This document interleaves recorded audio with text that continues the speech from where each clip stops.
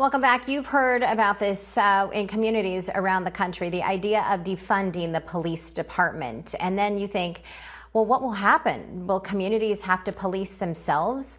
It really is kind of a very deep-rooted issue in our communities, and a lot of people are very, very passionate about this. This morning, joining us is Jon Gould, Director of Criminology and Criminal Justice at ASU. Jon, good morning to you. Thank you for your time. I know we could chat here for maybe an hour on this very topic, but I think we have 3.5 minutes, so let's get right to it. What are your thoughts on defunding the police, and how does that even work? So I think we all want a criminal justice system that keeps us safe and fair. The question is how to do that effectively and efficiently. So the discussion right now is about how do we put our tax dollars where they're going to do the most good. Rather than asking police officers to serve as social workers and deal with problems like addiction and homelessness after the fact, the call right now is to direct attention and money earlier in the process where those efforts can be more effective. So defunding the police, a lot of people think, it's not going to work. Has there been any research done on any community in the entire world where community polices themselves and it actually works? Well, you're combining a number of concepts that are actually somewhat distinct. Defunding the police is not the way it's being used right now, is not about taking resources away from police per se, but making sure that efforts are being spent on other aspects of social problems earlier. In terms of community policing is actually not a new idea.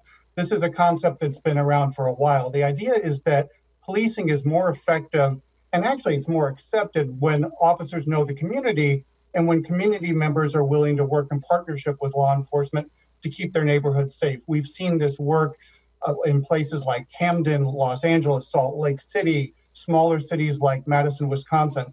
It's not a new idea, and it's been quite effective. So we have seen communities like Phoenix who says, we're not going to remove funds from the police department. We're going to add funds and we're going to change training, add new training. What needs to happen in that training to maybe better the relationship between the police and the community?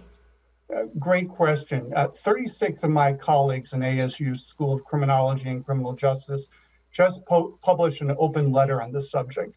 Some of the things that we said in that letter were that the police need to take responsibility for past harms, that officers need to be required to intervene to stop bad acts of their fellow officers, that officers need to focus on de-escalation skills, that police agencies need to continue to diversify. But I think I need to continue to reinforce one thing here, which is that we need to remember that policing is a tough job. And I think we need to rethink whether we're asking the criminal justice system to address problems that are better left to other entities. Jon Gould with Arizona State University, thank you so much for your time this morning. And I hope we can connect again, because I know this is going to be an ongoing topic here for months, if you will. We appreciate your wisdom and thank you for your time. My pleasure.